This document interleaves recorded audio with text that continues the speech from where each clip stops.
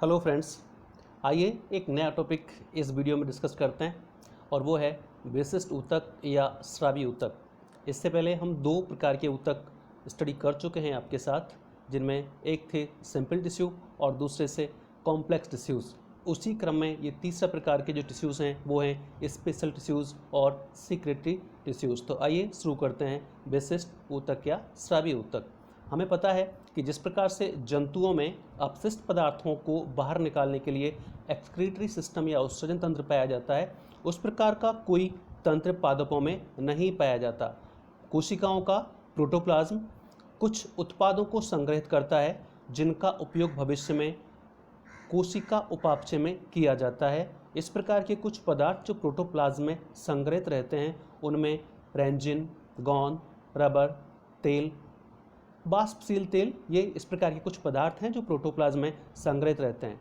कुछ पदार्थों का पौधों के द्वारा सीक्रेशन भी होता है, जैसे हार्मोन्स, एंजाइम्स, तथा कुछ पदार्थों का पौधों के द्वारा उत्सर्जन किया जाता है, जिनमें मकरंद है, डाइजेस्टिव एंजाइम्स है और कुछ टॉक्सिक सब्सटेंसेज हैं जिनका बाहर निकलना बहुत ज़रूरी होता है और प्लांट सेल्स के द्वारा उनका उत्सर्जन किया जाता है। तो इस प्रकार से सीक्रेशन और एक्सक्रीशन दो विशेष प्रकार के ऊतकों के द्वारा संपन्न किए जाते हैं। ये दोनों ही फंक्शंस अर्थात सीक्रेशन और एक्सक्रीशन दो विशिष्ट प्रकार के ऊतकों के द्वारा संपन्न किए जाते हैं और इन्हीं ऊतकों को हम विशिष्ट ऊतक या स्रावी ऊतक कहते हैं। ये जो ऊतक होते हैं वो लोकलाइज्ड भी हो सकते हैं और पूरे प्लांट में जगह जगह वितरित भी पाए जा सकते हैं। इसके साथ साथ इनकी जो सेल्स होती हैं वो सघन, दानेदार कोशिका द्रव्य वाली और केंद्रक युक्त कोशिकाएं होती हैं, जिनसे मिलकर ये विशिष्ट ऊतक बने होते हैं। आमतौर पर ये जो विशिष्ट ऊतक हैं उनको हम दो भागों में वर्गीकृत करते हैं। पहला लेटेक्स थर टिश्यू, जिनको लेटिसिफेरस टिश्यूज़ कहा जाता है, और दूसरा ग्रंथिल ऊतक, जिन्हें इंग्लिश में आप ग्लैंडुलर टिश्यूज़ कहते हैं। तो दोनों के बारे में एक एक करके हम स्टडी करेंगे। पहले लेते हैं लेटेक्स धर ऊतक। सबसे पहले इस ऊतक की जो सेल्स हैं उनकी कुछ विशेषताएं जो आपके सामने नज़र आ रही हैं आपको। इस ऊतक की सेल्स जो होती हैं वो लंबी, अधिक शाखित, बहुकेंद्रित और पतली भित्ति वाली जीवित कोशिकाएं होती हैं। इनके अंदर दूध जैसा गाढ़ा रस भरा होता है जिसे लेटेक्स कहते हैं और इसीलिए इनका नाम भी है लेटेक्सधर ऊतक। ये जो लेटेक्स होता है इसे प्लांट मिल्क भी कहा जाता है और इन ऊतकों का निर्माण मेरिस्टेमेटिक टिश्यूज से होता है। ये पादप के सभी भागों के ग्राउंड टिश्यू में फैले रहते हैं। प्लांट में जो ग्राउंड टिश्यू रीजन होता है उनमें ये फैले हुए पाए जाते हैं लेटेक्सधर ऊतक। लेटेक्स एक इमल्सीकृत मटेरियल है जिसमें कई प्रकार के कार्बनिक पदार्थ सम्मिलित हैं, जैसे शर्करा, प्रोटीन्स, एंजाइम्स, स्टार्च, एल्कलॉइड्स, श्लेष्मा, रबर, रेंजिन, टैनिन एट्सेट्रा। ये सब पदार्थ इसमें सम्मिलित होते हैं जिनसे मिलकर लेटेक्स का निर्माण होता है। लेटेक्स में पाए जाने वाले जो स्टार्च ग्रेन्यूल्स होते हैं वो डंबल शेप होते हैं। उनकी आकृति डंबल शेप होती है स्टार्च ग्रेन्यूल्स की।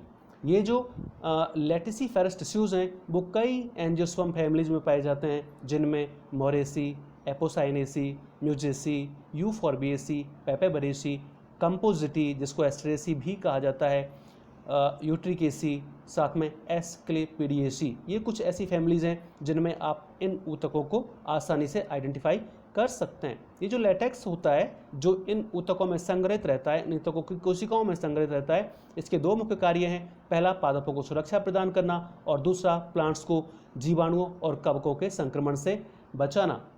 इसके अलावा संरचनात्मक रूपों के आधार पर ये जो लेटेक्स धर ऊतक हैं उनको दो भागों में विभाजित किया जा सकता है। पहला है लेटेक्स सेल्स और दूसरा है लेटेक्स वेसल्स। नाम दोनों के ही एक जैसे नज़र आ रहे हैं आपको, लेटेक्स सेल्स और लेटेक्स वेसल्स, लेकिन इनमें कुछ डिफरेंसेस हैं जो आप डायग्राम में आप देख पाएंगे। पहले में आप दोनों की जो डायग्राम है इसमें दोनों ऊतकों की सेल्स देखिए, यहाँ पर आपको इनमें कुछ अंतर नजर आएगा। पहले में जो नलिकाकार कोशिकाएं हैं वो एक दूसरे से मिली हुई नहीं हैं, अलग अलग हैं, और यहाँ पर जो सेल्स हैं वो आपस में जुड़कर एक रेटिकुलेट जाल जैसी संरचना बना रही हैं।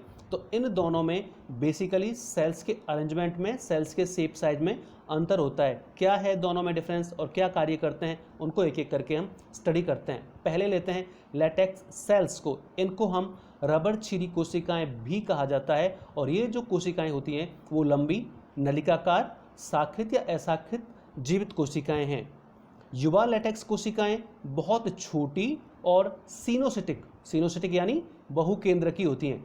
इसकी कोशिका भित्ति बहुत पतली होती है और प्राय सेलुलोज की बनी होती है। लेटेक्स कोशिकाएं एक दूसरे के साथ जुड़ती नहीं है। डायग्राम में अभी आपने देखा था जो लेटेक्स सेल्स थी वो एक दूसरे के साथ जुड़ी हुई नहीं थी, जबकि जो वाहिकाएं होती हैं लेटेक्स वाहिकाएं वेसल्स वो एक दूसरे के साथ जुड़ी होती हैं। इसलिए लेटेक्स सेल को सिंपल लेटेक्स या नॉन आर्टिकुलेटेड भी कहा जाता है। लेटेक्स सेल्स कई फैमिलीज में आप स्पष्ट देख पाते हैं, जैसे यूफोर्बिएसी, एस्क्लेपिडिएसी, एपोसाइनेसी और यूट्रिकेसी। इन एंजियोस्पर्म फैमिलीज में आप लेटेक्स सेल्स को देख सकते हैं। सामान्यतया कैलोट्रोपिस जिसे आग कहते हैं, यूफोरिया जिसे नागफनी कहते हैं, कनेर जिसे नेरियम भी कहते हैं, फाइकस जिसे बरगद कहते हैं, इनमें लेटेक्स कोशिकाएं आप आसानी से देख सकते हैं। तो पहला हुआ लेटेक्स सेल्स, दूसरा है लेटेक्स वेसल्स। इन्हें रबर क्षीर वाहिकाएं भी कहते हैं। वहाँ जैसे हमने रबर क्षीर कोशिकाएं कहा था तो हिंदी में इनको रबर क्षीर वाहिकाएं भी कहते हैं। लेटेक्स वाहिकाएं जो होती हैं उनका निर्माण लेटेक्स सेल्स के मिलने से होता है और आमतौर पर जब इन लेटेक्स सेल्स के बीच की जो भित्ति होती है वो घुल जाती है और ये आपस में जुड़ जाती हैं तो जो जाल जैसी संरचना का निर्माण करते हैं उसी को लेटेक्स वाहिकाएं कहा जाता है। ये कोशिकाएं जीवित मृदुतकी कोशिकाएं होती हैं और बहुकेंद्रकी भी होती हैं। ये उसी प्रकार से जीवित होती हैं, मृदुतकी होती हैं, साथ में इनमें केंद्रकों की संख्या कई होती है। इस कंडीशन को सिनोसाइटिक कंडीशन कहा जाता है। लेटेक्स वाहिकाएं आपस में मिलकर एक जाल जैसी संरचना बनाती हैं। यह भी हम बात कर ही रहे थे कि यहाँ पर जो लेटेक्स सेल्स हैं वो आपस में मिलकर एक जाल जैसी संरचना बनाती हैं। इसलिए लेटेक्स वाहिकाओं को आर्टिकुलेटेड लेटेक्स या कंपाउंड लेटेक्स भी कहा जाता है। कुछ फैमिलीज जिनमें आप इनको आसानी से देख सकते हैं जैसे कंपोजिटी, यूफोर्बिएसी, पेपेबरेसी एट्सेट्रा। इन फैमिलीज में आप लेटेक्स वेसल्स को इजीली मेंशन या आइडेंटिफाई कर सकते हैं। सर्वाधिक विकसित लेटेक्स वाहिकाएं पॉपी के कच्चे फलों की जो फल भित्ति होती है उसमें पाई जाती हैं। पेपेबर सोमनिफेरम के लेटेक्स से अफीम प्राप्त होता है और अफीम में मॉर्फिन नामक एल्केलॉइड पाया जाता है। पपीता के लेटेक्स में पेपेन नामक एंजाइम पाया जाता है। तो डिफरेंट प्लांट में जो लेटेक्स होता है उनमें डिफरेंट पदार्थ पाए जाते हैं। व्यापारिक रबर जो हीबिया ब्रासिलेंसिस से प्राप्त होती है, ये फाइकस इलास्टिका से भारतीय रबर प्राप्त होता है। दो अलग अलग रबर है यहाँ पर, एक तो ये व्यापारिक रबर है और दूसरा भारतीय रबर। तो ये दोनों अलग अलग प्लांट से प्राप्त होते हैं। लेटेक्स का जो अफीम है वो गहरे भूरे रंग का, आर्जिमोन और सोंकस में पीले रंग का, आँख में सफ़ेद रंग का और केले में ये रंगहीन होता है। अर्थात लेटेक्स का रंग भी अलग अलग प्लांट में अलग अलग प्रकार का आपको देखने को मिलेगा। लेटेक्स के कुछ कार्य या लेटेक्स दर ऊतक, जो हम पहला ऊतक पढ़ रहे थे, उनके दो विशिष्ट कार्य यहाँ पर वापस आपको देख रहे हैं। पहला खाद्य पदार्थों को संग्रहित करना और साथ में जलोद्भिद पादप तथा कैलोट्रोपिस और नेरियम में पानी को अवशोषित करता है और संग्रहित करता है। तो ये कुछ विशिष्ट कार्य हैं जो लेटेक्स धर ऊतकों द्वारा संपन्न किए जाते हैं। इसके अलावा अलग अलग प्लांट में जो लेटेक्स सेल्स होती हैं या लेटेक्स वेसल्स होती हैं उनके भी अलग अलग कार्य हैं जो यहाँ पर आप देख रहे हैं। जैसे हीबिया और फाइकस में इससे रबर तैयार किया जाता है। पेपेन पपीता के लेटेक्स से निकलता है। जो पपीता का प्लांट होता है उससे पेपेन तैयार किया जाता है। पेपेन वास्तव में एक प्रोटीएज एंजाइम है जो प्रोटीन के पाचन में सहायक होता है। च्युइंगम चीकू के लेटेक्स से तैयार किया जाता है। साथ ही ये जो ऊतक होते हैं लेटेक्स दर ऊतक, ये जहरीले पदार्थों का स्राव करके पादप को चराई करने वाले पशुओं से सुरक्षा प्रदान करते हैं। जैसे कैलोट्रोपिस से स्रावित एल्कलॉइड उसे चरने से बचाता है। ये जो एल्कलॉइड्स होते हैं जहरीले होते हैं और इनकी वजह से जो मवेशी होती है वो इनको नष्ट नहीं करती, यानी चरने के उपयोग में नहीं लेती, जिससे प्लांट बचा रहता है। तो पहला आपने ऊतक पढ़ा था लैटेक्सधर ऊतक, और दूसरे प्रकार के जो विशिष्ट ऊतक हैं वो हैं ग्रंथिल ऊतक, ग्लैंडुलर टिश्यू। नाम से इनके से आपको पता चल रहा है कि ये ग्लैंड्स से बने होते हैं, इनमें कुछ स्पेसिफिक ग्लैंड्स पाई जाती हैं जो मिलकर इन टिश्यूज़ का निर्माण करती हैं। इनमें भी सिक्रेटरी अथवा एक्सक्रीटरी पदार्थ उपस्थित होते हैं। ग्रंथिल ऊतक में बेसिकली दो प्रकार की ग्लैंड्स पाई जाती हैं। पहला आप देख रहे हैं यूनी सेलुलर ग्लैंड्स, ये ग्रंथियां पत्तियों की सतह पर पाई जाती हैं तथा कांटे नुमा ग्रंथियां होती हैं, जैसे बिच्छू बूटी जिसे यूट्रिका कहते हैं।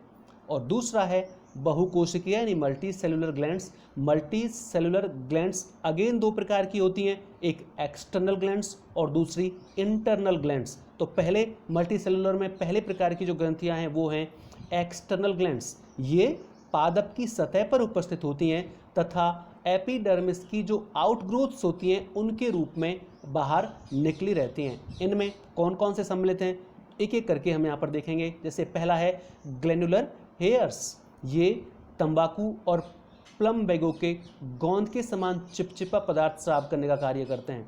इन जो हेयर्स हैं इनसे तंबाकू और प्लम बैगों में गोंद के समान चिपचिपा पदार्थ स्रावित होता है। साथ में ये नाम भी आपने सुना है मकरंद ग्रंथियाँ। मकरंद ग्रंथियाँ प्राय पुष्प में पाई जाती है, जो फ्लावर्स होते हैं उनमें पाई जाती हैं, और इनसे एक विशिष्ट प्रकार का पदार्थ स्रावित होता है जो शर्करा युक्त होता है, और इससे आकर्षित होकर कीट इन पर बैठते हैं जिससे प्लांट को पॉलिनेशन में भी हेल्प मिलती है। इस प्रकार से ग्रंथिल ये जो ग्रंथियाँ होती हैं मकरंद ग्रंथियाँ कीटों को आकर्षित करने हेतु मकरंद का स्राव करती हैं। लेकिन ऐसी भी कुछ हो सकती हैं प्लांट जिनमें पुष्प में ना पाई जाकर ये पत्तियों में पाई जाती हैं। इनमें एक बता रखा है पैसन पुष्प, यहाँ मकरंद ग्रंथियाँ उसकी पत्तियों में पाई जाती हैं। तो एक हुआ नेक्टर ग्लैंड्स मकरंद ग्रंथियाँ, और दूसरा है स्टिंगिंग हेयर्स दंशक रोम। ये ग्रंथियाँ विषैले पदार्थों का स्राव करती हैं, इनसे विषैले पदार्थ निकलते हैं जैसे बिच्छू बूटी और नेटल। नेटल की पत्तियों पर पाए जाने वाले रोम मेथेनोइक एसिड जिसे फॉर्मिक अम्ल भी कहते हैं उसका इससे स्राव होता है। तो पहली हुई एक्सटर्नल ग्लैंड्स और दूसरा है इंटरनल हेयर्स या इंटरनल ग्लैंड्स। ये ग्रंथियाँ ऊतकों में धसी हुई पाई जाती हैं। ये भरण ऊतक में पाई जाने वाली ईडियोब्लास्ट हैं। ईडियोब्लास्ट के बारे में हम पहले पढ़ चुके हैं। तो ग्राउंड टिश्यू में पाई जाने वाली जो ईडियोब्लास्ट हैं उन्हीं को यहाँ पर हम कह रहे हैं इंटरनल ग्लैंड्स या इंटरनल हेयर्स। ये भी कई प्रकार के हैं जिनमें एक है डाइजेस्टिव ग्लैंड्स, पाचक ग्रंथियाँ। कीटाहारी पादपों में पाई जाने वाली पाचक ग्रंथियाँ होती हैं जो प्रोटियोलाइटिक एंजाइम्स का स्राव करती हैं। आपको पता है इंसेक्टिवोरस प्लांट्स जो होते हैं, जो इंसेक्ट्स के द्वारा अपना न्यूट्रिशन लेते हैं, उनमें जो डाइजेस्टिव ग्लैंड्स पाई जाती हैं ये वही ग्लैंड्स हैं, और इनसे पाचक एंजाइम जो यहाँ पर लिखा हुआ है प्रोटियोलाइटिक एंजाइम उनका स्राव होता है। ये कई प्लांट में जिनमें आपको देखने को मिलेंगी वो बहुत कॉमन है, utricularia, Drosera, Dionaea, Nepenthes etcetera. इनमें ये आपको बहुत आसानी से देख पाएंगे। और ये जो यूट्रिकुलेरिया प्लांट है ये तो राजस्थान में पाया जाने वाला ही जलीय पादप है जहाँ पर आप इसको देख सकते हैं। तो पहला हुआ डाइजेस्टिव ग्लैंड्स, दूसरा है म्यूसिलेज सीक्रेटिंग ग्लैंड्स, श्लेष्मा स्रावी ग्रंथियाँ। इनके नाम से पता चल रहा है कि इन ग्रंथियों से जो निकलने वाला स्राव है उसे श्लेष्मा या म्यूसिलेज कहते हैं, और ये पान की पत्तियों में आप आसानी से देख सकते हैं। इसके अलावा एक और प्रकार की ग्रंथियां हैं ऑयल ग्लैंड्स। ये बाष्पशील तेल का स्राव करती हैं, और ये जो बाष्पशील तेल है वो एंटीसेप्टिक का कार्य करता है। नींबू, संतरा आदि के फलों और पत्तियों में इन ग्रंथियों को आप देख सकते हैं, ऑयल ग्लैंड्स को। इन्हें ऑस्मोफोर्स भी कहा जाता है। तो एक प्रकार की ग्रंथियाँ ऑयल ग्लैंड्स, और एक और नई प्रकार का नाम आप यहाँ पर देख रहे हैं जल ग्रंथियाँ, वाटर ग्लैंड्स, जिन्हें हाइडेथोड या जलरंध्र भी कहते हैं। ये ग्रंथियाँ बेसिकली बिंदुस्राव यानी जो गटेशन प्रोसेस होती है उसका कार्य करती हैं। और गटेशन आपने फिजियोलॉजी में स्टडी किया है कि गटेशन किस प्रकार से संपन्न होता है। तो गटेशन जिन ग्रंथियों के द्वारा संपन्न होता है उनको ही यहाँ पर हम जल ग्रंथियाँ या हाइडेथोड कह रहे हैं। ये टमाटर, जलकुंभी, कोलोकेशिया आदि के प्लांट्स में आपको देखने को इजीली मिल सकती हैं। ये सामान्यतया नम स्थानों पर उगने वाले पादपों की पत्तियों के किनारों पर पाई जाती हैं। आमतौर पर ये जो ग्रंथियाँ होती हैं वो संरचनात्मक रूप से स्टोमेटा के जैसी ही होती हैं, लेकिन इनकी जो सिराओं के शीर्ष हैं उन पर रंध्र पाए जाते हैं और ये रंध्र हमेशा खुले रहते हैं। अर्थात जो हाइडेथोड्स हैं जिनको जल रंध्र कहते हैं वो हमेशा खुले रहते हैं, जबकि स्टोमेटा तो खुलते भी हैं और बंद भी होते हैं, लेकिन हाइडेथोड बंद नहीं होते, वो हमेशा खुले रहते हैं। इसके साथ साथ इनका आकार भी स्टोमेटा की तुलना में बड़ा होता है। तो स्टोमेटा और हाइडेथोड में कुछ विशिष्ट अंतर है जो यहाँ पर आप देख रहे हैं। डायग्राम में आप ये देख पाएंगे। पहला जो डायग्राम आप देख रहे हैं वहाँ पर आप वाटर स्टोमा, जिसे हम हाइड्रोथेड कहते हैं, उसका आपको डायग्राम नजर आ रहा है, और दूसरे जो दो डायग्राम हैं उनमें दूसरे टाइप की ग्लैंड्स आपको जो ग्रंथिल कोशिकाएं हैं, ग्रंथिल संरचनाएं हैं, वो आप इजीली देख पा रहे हैं, जिनमें एक डाइजेस्टिव है और दूसरा ग्लैंडुलर स्ट्रक्चर है। जो ग्लैंडुलर हेयर्स हैं वो आपको ए और बी दोनों डायग्राम्स में नज़र आ रहे हैं। इसके अलावा कुछ अन्य ग्रंथियाँ इसमें सम्मिलित हैं, अन्य कुछ कोशिकाएं इसमें सम्मिलित हैं जो विशिष्ट ऊतक हैं उनमें, जिनमें एक बता रखा है टैमेरिक्स में सॉल्ट ग्लैंड्स पाई जाती हैं। टैमेरिक्स जो प्लांट है उसमें सॉल्ट ग्लैंड पाई जाती हैं जो सोडियम क्लोराइड का सीक्रेशन करती हैं। प्लम्बजिनेसी कुल में चॉक ग्लैंड्स पाई जाती हैं जो कैल्शियम कार्बोनेट का सीक्रेशन करती हैं। पाइनस के तने में रेंजिन ग्लैंड्स पाई जाती हैं। चाय की पत्तियों में टैनिन ग्लैंड्स पाई जाती हैं। यूकेलिप्टस की पत्तियों में पाई जाने वाली तेल ग्रंथियों से तेल प्राप्त होता है, जिसका अपने आप में मेडिसिनल यूज है और इसको आप डिटेल में पढ़ चुके हैं। साथ में ये जो ग्लैंड्स होती हैं इनसे निकलने वाले पदार्थ कुछ विशिष्ट प्रकार की कैविटीज़ में संग्रहित होते हैं। उनमें दो प्रकार की कैविटीज़ हैं। एक पहली कैविटी है लाइसोजीनस। इसमें विशेष तौर पर ये जो लाइसोजीनस कैविटी है वो सीक्रेटरी कोशिकाओं के समूह का डीजेनरेशन होने से बनती है। जो सीक्रेटरी सेल्स होती हैं जब वो विघटित हो जाती हैं तो उनके विघटन से वहाँ पर एक कैविटी फॉर्म हो जाती है और उस कैविटी को लाइसोजीनस कैविटी कहा जाता है। इन स्रावी कोशिकाओं में एक बड़ी रिक्तिका और प्रोटोप्लाज्म होता है। स्रावी कोशिकाओं के विघटन के बाद रिक्तिका में संग्रहित उत्पादों को गुहा में छोड़ दिया जाता है। जैसे ही स्रावी कोशिकाएं विघटित होती हैं तो इनकी रिक्तिका में जो पदार्थ संग्रहित हो रहे होते हैं उनको इस लाइसोजीनस कैविटी में रिलीज कर दिया जाता है और यहाँ पर ये रहते हैं। ये जो लाइसोजीनस कैविटीज़ हैं ये सिट्रस फलों, यूकेलिप्टस आदि की पत्तियों में बाष्पशील तेल को संग्रहित करने का कार्य भी करती हैं। तो ऐसी कैविटीज जिनमें इन ग्रंथिल कोशिकाओं से निकलने वाले स्राव संग्रहित रहते हैं, लेकिन यहाँ पर ध्यान इसमें ये रखना है कि निर्माण किस प्रकार से होता है। जैसे इसमें हमने पहली लाइन में ये देखा कि लाइसोजीनस कैविटी का जो निर्माण है वो स्रावी कोशिकाओं के समूह के विघटन से होता है। तो एक प्रकार की लाइसोजीनस और दूसरी है साइजोजीनस कैविटी। ये जो साइजोजीनस कैविटी है इसका निर्माण टिश्यूज़ के बीच में इंटरसेलुलर स्पेसेज के बढ़ने से होता है। ऑलरेडी इंटरसेलुलर स्पेस पाए जाते हैं, लेकिन जब वो इंटरसेलुलर स्पेस ज़्यादा बड़े होने लगते हैं तो उनके बड़े होने से भी यहाँ पर एक कैविटी फॉर्म हो जाती है और उसको कहा जाता है साइजोजीनस कैविटी। तो लाइसोजीनस और साइजोजीनस कैविटीज़ जो होती हैं उनकी फॉर्मेशन में डिफरेंस है। साथ में ये जो साइजोजीनस कैविटी है वो भी ग्लैंडुलर सेल्स की परत द्वारा घिरी होती है और ये जो सेल्स होती हैं वो सघन कोशिका द्रव्य और केंद्रक युक्त होती हैं और इन कोशिकाओं में भी रेंजिन, टैनिन इत्यादि को इस कैविटी में सीक्रेट कर दिया जाता है, रिलीज कर दिया जाता है। उदाहरण के लिए रेंजिन डक्ट जो है, रेंजिन डक्ट आपने प्लांट में देखी है, रेंजिन डक्ट वास्तव में एक साइजोजीनस कैविटी ही है जो कंपोजिटी, अम्बेलिफेरी इन फैमिलीज में आपको देखने को मिल सकती है।